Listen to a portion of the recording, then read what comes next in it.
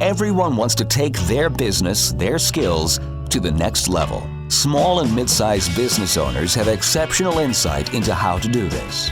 They endure and thrive because they find ways to overcome the challenges that come their way, and they can teach us valuable lessons to apply to our own companies and lives. Stephen Nooner, founder and owner of Alkali, a company with a unique process that helps businesses more effectively buy and manage their insurance programs.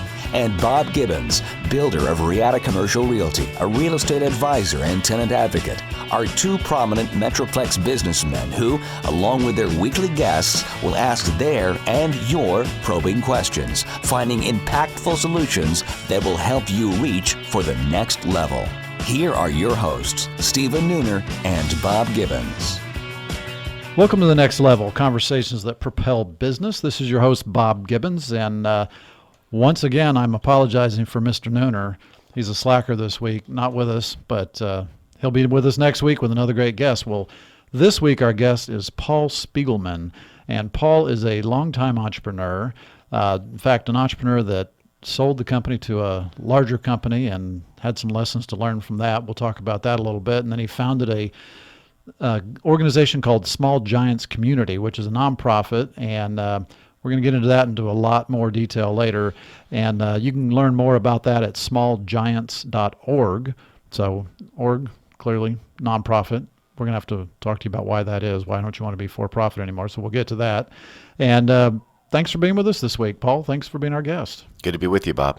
So we always like to start off with what we call wisdom of others, which is a quote from someone else. And this week our quote is from William James, who said, "The greatest use of a life is to spend it on something that will outlast it." And I kind of thought that was cool because, a lot of people always talk about purpose and, doing something for the good of the world or, their community or whatever. And it made me think about, when you talk about perspective, for-profit companies that are publicly traded always have a 90-day horizon because it's always about returns and the next, investor report. And this really kind of put into perspective that, we really ought to be looking to, from a religious standpoint, some people might say an eternal perspective. This at least says, what's going to last after you're gone. And I kind of thought that was kind of pretty cool. And it seemed, in a way, kind of consistent with the Small Giants philosophies to me. I think that's true. It's really about legacy and building something for the long term. In business, we all want to make money. But the fact is that if we can build something that's enduring, that will last beyond us, it's going to be that much more special. And that's what we're going to be able to look back and be most proud of. Yeah, I would think so, too. And clearly shows me I have a lot of work to do on my end. So let's kind of go back a little bit and let's give the listeners a bit of a perspective on where you came from. So, what was your first ever business venture?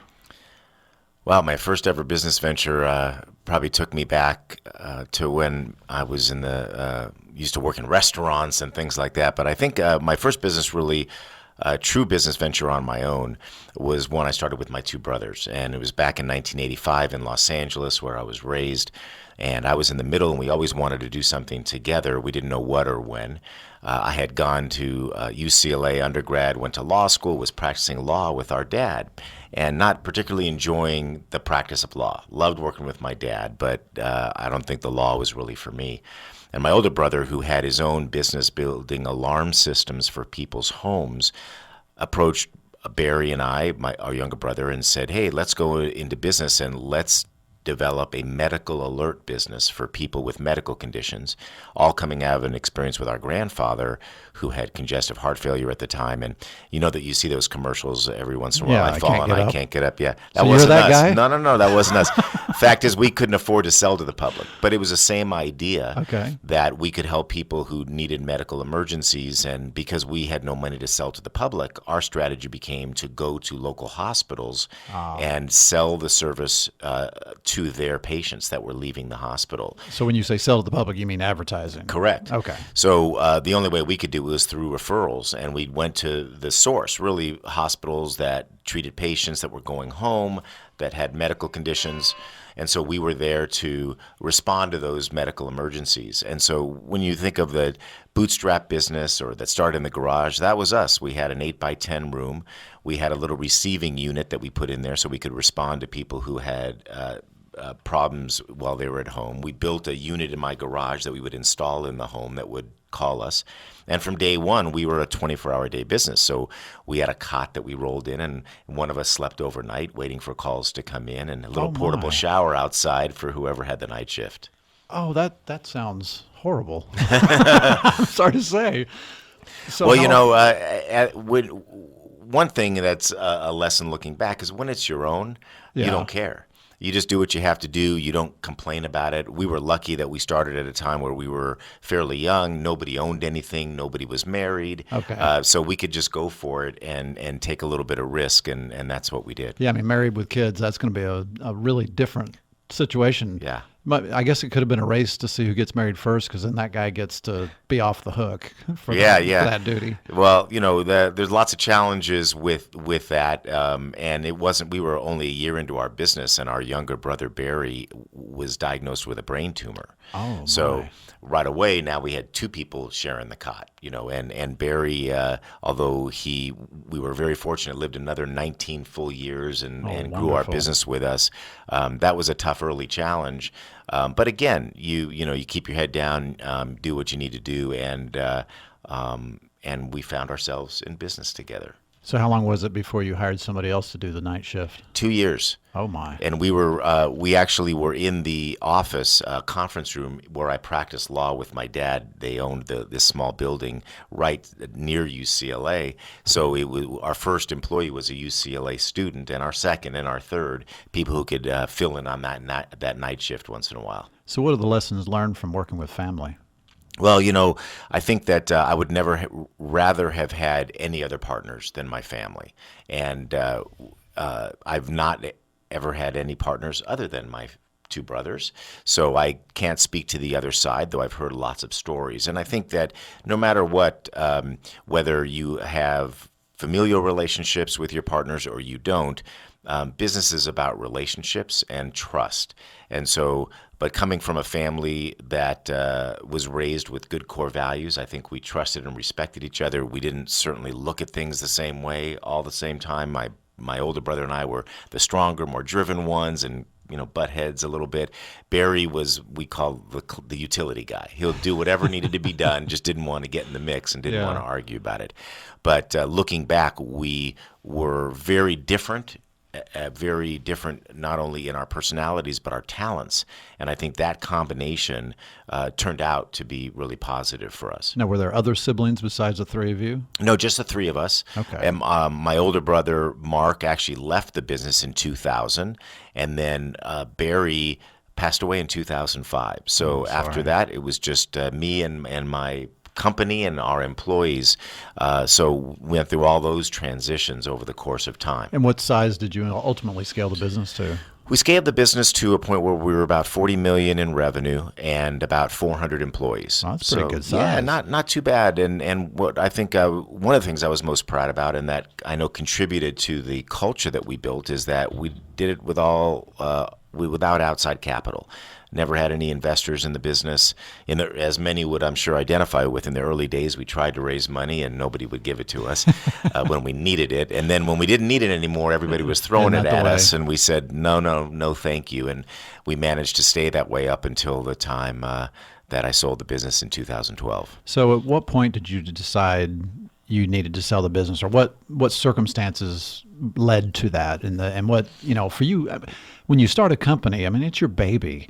How do you decide it's time to give up the baby? Yeah. Well, I think that the fact is, and we all have to realize that we will all exit our businesses at some point. One way or the other. And the sooner we start thinking about that, the better. And if we could even plan for that. And like many, I wasn't thinking about that at all. I just wanted to grow a great business. That original business I mentioned to you, the medical alert business, we sold in 1994 because we had fallen into another business that ultimately became the business that we grew. And that was, we were a healthcare call center business. We provided outsourced services to hospitals. So when somebody's new to the area or you're driving around in the DFW market and you see a big billboard that says, Baylor saved my life, call 1-800-4BAYLOR, that call's coming to our company instead of going into the hospital. That is ultimately the business that we grew. We sold that medical alert business in 94. We then got lucky and got a big contract to build a national call center for a major hospital company and chose the Dallas-Fort Worth market and moved the business here from Los Angeles. And that really was the platform to grow the business. What ultimately led to the sale was that back, I think, in 2009, and if you remember back then, it wasn't very active from an M&A standpoint. We were going through a lot in the economy. But we had a great story. We had a lot of potential within healthcare. And for the first time, I thought that maybe it would be time to bring in a partner, a financial partner, to really accelerate the growth. I ended up signing a letter of intent to sell the company to a private equity firm. And I'll never forget, as due diligence started, I started to get uncomfortable. And I felt that the questions that they were asking led me to believe that maybe this private equity model, though no right or wrong, was just not compatible with the kind of business that we built and what became important to us and to me, which was culture and employee engagement. And if anything, I was going to protect what we had built. So with 2 weeks to go, I walked away from that deal, which was the smartest thing I had done. And then up to that point, and then about a year later, I get reached out to buy a large strategic company in healthcare, who I had never heard of, by the way, who said, hey, we'd like you to consider joining the family. And took a year to do it, but ultimately I felt that not only could the culture of the business remain, but it was a large public company, and I relished the opportunity to see if we could scale what we had done in a much larger business, if we could see that culture works not only in small but large public companies, and I wanted to be a part of that journey, and so that's why I made that decision. So you became the chief culture officer of the new company? That's exactly what I did. Really? Yes, I knew that running my own small company as part of a larger one, like many entrepreneurs, wouldn't probably be something I would enjoy for long. But the CEO said to me, Paul, what do you really want to do? And I said, I want to be chief culture officer. The company is called Stericycle. And I said, if you'll give me this opportunity, I don't want to be paid. If I have the ability to tell this story about how it doesn't matter what size company, what size industry, that focusing on people is the leads to better results, then that would be a payment enough for me and make it harder for you to fire me. It's all about not being able to get fired, right? But why would you ever want to do that if you're not getting paid? That seems kind of funny. So how did that turn out? It turned out great. I just recently transitioned out of that role. It's been almost 5 years. I think we've made tremendous amount of progress, and I think that what was most important was the same feeling that, okay, at some point I need to move on. I need to see whether this work will continue. And they were willing to bring on someone to continue this work. She's highly paid, so that meant a lot to me as well, to show that they're really committed, even though they had been challenged the last couple of years from a corporate standpoint and a Wall Street standpoint. The culture has always remained a priority, and that's something I'm really proud of. Interesting. Okay. Well, we're going to take a break, and when we come back, we're going to talk about how Paul went from Stericycle and being chief culture officer to starting a nonprofit of his own to take that to a whole different level. We'll be right back. And now, Confessions of a Recovering Landlord. This is Bob Gibbons with Riata Commercial Realty, and I am your recovering landlord. After 20 years as a landlord, I now use that experience only for the benefit of companies that lease or buy office buildings and warehouses. Today's confession: knowledge is power. We all negotiate from a position of power and strength, or at least we want to. In any negotiation, the party with the most knowledge probably has the upper hand, and landlords count on this being the case whenever you're negotiating a lease, because most landlords are professional real estate investors and they hire professional leasing agents and property managers. Landlords are in the market every day negotiating leases, while tenants probably only negotiate 1, maybe 2 leases every few years. So tenants feel outgunned. Don't let landlords have all the power. As a former landlord for 20 years, I understand how landlords think and what motivates them. So let me put that knowledge and experience to work on your side of the negotiation. To learn more, contact me at texastenantrep.com. Again, that's texastenantrep.com. Have you started making plans to take your business to the next level in 2016? Hi, I'm Stephen Nooner, founder and CEO of Alkali. We have a trademark process called the Empowered Advantage that enables CEOs, business owners, and entrepreneurs to more effectively buy and manage their insurance. Before sitting down to make your plans for the new year, here are just a few things to consider. Would you say that you have an actual insurance strategy, one that you can articulate, or have you just purchased a policy here and there over the years? If you have an insurance strategy, was it discussed under the pressure of a renewal deadline or considered earlier in the year to avoid fire drill decision making?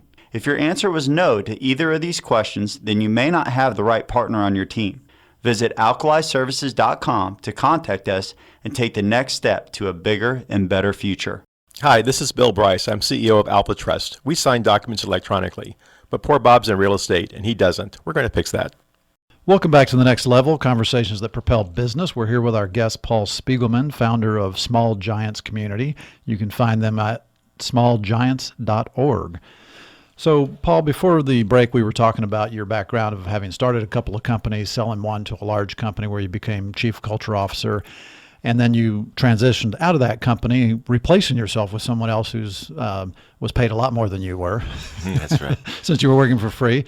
And you then ultimately started the Small Giants Community. And I know that came out of a book that was written called Small Giants by Burlingham. And so what was it about that book that you found to be so compelling that you would want to start a new organization around it? Yeah, that's a great question. I'm not sure how smart it is for all of us to keep creating these new organizations, but I certainly was passionate about it at the time. And actually, it's not something new. I read this book, Small Giants, by Bo Burlingham, back in 2006. And it had just come out. And over the years in my own business, which was a call center business and a company or an industry not known for great cultures, culture is actually what defined my business. And our strategy is that we focused on creating an environment in which people loved what they did every day. And I, over time, realized that it's not just the right thing to do, but it's also good for business and it's going to lead to great results. And so I had written my first book back in 2006. Around that time, I read the... And what was that on? That was called Why Is Everyone Smiling?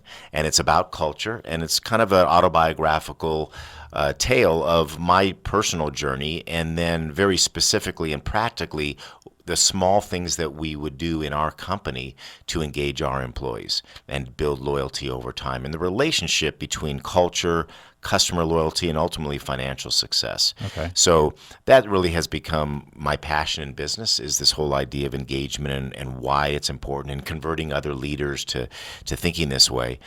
But when I read this book, I had just finished writing mine, and I wrote a blind email to Bo and said, "You don't know me, but I just read and was inspired by your work. Would you consider writing a foreword for my book?" He said he would. So he wrote a beautiful foreword for my book. I became good friends with him.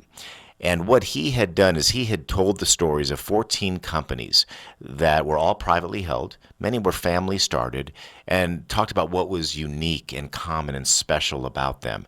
And for those of your listeners that have read Good to Great by Jim Collins, that we all in business, many of us have read, that talked about these big public companies and what made them special. This is kind of the Good to Great for small companies. Oh, good. Small company could be 100 million or 1 million, but in that small sector. And I identified with these commonalities amongst these companies, that they were leaders who knew what they wanted out of business and why. They always put the employee first of all the stakeholders. They were very involved in their local community. They really wanted to teach each other, and within that environment, create a set of core values and purpose that they would live by. So the subtitle of the book was Companies That Choose to Be Great Instead of Big. We all want to grow, but we want to grow with purpose. And so I bugged Bo over these couple years to say, if I think about the kind of people I want to meet, particularly in business, it's people like that. we can all meet other business people, but when we have this same sensibility about the way we want to run our businesses, those are the people I want to hang out with. And so we said, let's create this community of leaders. And so that's how originally the Small Giants community was born. And we had a summit every year, and we would take groups of entrepreneurs and go visit small giant type companies, go behind the scenes to see what they were like. And so it kind of floated along, honestly, for a few years. Once I sold my own company, and then I was in the public company world for a while. Didn't do a whole lot with it, honestly. But then about a year and a half ago, I said, all right, let's get our act together. And I brought on an executive director with some great experience, a real entrepreneur, to grow the community. And so today we really are kind of a peer group for entrepreneurs that feel this way about business. There actually is kind of a local group in DFW that gets together occasionally. And our core offering is really what we call the journey, is the ability to take your company to the next level by institutionalizing these practices. It's a 3-year program that you sign up for. You go with a cohort of individuals across the country twice a year, visiting these wonderful companies and learning what it means to be a small giant, at the end of which you'll be a designated or certified small giant company. Along the same lines as what I wanted was the idea that the work that I had done, the impact that hopefully I had made, would continue long after I was gone. So these companies sign up to be a member of the Small Giants community, and then they're paired with other people that of like-minded business owners, not just in the DFW area, but throughout the country. Correct. And so they don't meet but a couple of times a year. They're not. I mean, is this a 3-year program, a curriculum of sorts? It really is, They do yes. Some on their own, some with this group. It is a curriculum that we design around the 6 qualities of a small giant that originally came out of the book. And we do 2 a year. And what's unique is that we're not academics. We're not famous entrepreneurs. We are practitioners who want to learn from each other. So we find what we call master practitioners who have whatever the module is that we're in, let's say it's leadership, that have really exemplified leadership in a small giant way in their company. And we recruit them to teach that cohort of individuals. And those individuals could be from anywhere in the country or even outside the U.S. Physically get together twice a year for about 3 days, and then meet quarterly in between to learn and grow together. So in addition to learning all these aspects, they're building great relationships. Interesting. So if I were to walk into a Small Giants affiliated company or designated company, or what is it, a designation? Or, yeah, it's kind of a designation. All right, so if I walk into one of those companies, what am I going to notice about them that I wouldn't notice in a typical company? Typical company. Well, we hope that the kinds of things you'd see in a small giant, you would see in every company 10, 20 years from now, but we've got a ways to go. And I think it's the kind of thing that people may have felt when they walked into my company over the years, and not that I designed it that way, but it's the vibe that you feel when you walk in the door. When you walk into a small giant type company, you can tell that the people that are there want to be there, that they are engaging with each other, engaging with the company, that they feel that there's a higher purpose, that they're there beyond the job. And these things that we do to show our employees that we care about them in the totality of their lives, that our business exists to enhance their lives. And we know that by doing that, that's going to lead to greater productivity, to greater customer loyalty, and is going to drive the financial results of our business. And so rather than let financials drive our decisions, we're letting people drive our decisions. So you're going to see a very people-focused business, not cookie cutter at all. You're going to see a leader who's visible, who walks the talk and participates, and is less of a command and control style leader than one that's collaborative, that's trusting, that gets people involved and gives them the autonomy to do their best work. So does this mean that as a really employee-focused company that they are going to like give ownership to the employees and profit sharing and benefits beyond everybody else in their industry? I mean, to what extent are we talking that this is a employee-focused mindset. Well, those are certainly ideas that some companies use. The question is, what creates loyalty? And depending on the company, is ownership in the company going to do that? Is better benefits or bonuses? What I have found over the years is that it's not about the money. It's not really about the compensation. It's about feeling that you're involved and that your employer really cares about you and is creating an environment for you to do your best work, build good relationships. And I feel like that all of us, whether we're the CEO or the frontline team member, want three things. One is that we want to feel like there's a purpose here that we can connect to. Two is we want to feel appreciated and valued for the work we do. Third is that we want to feel like there's an opportunity to learn and grow. And if as leaders we are focusing our efforts on those things, that's what's going to create loyalty.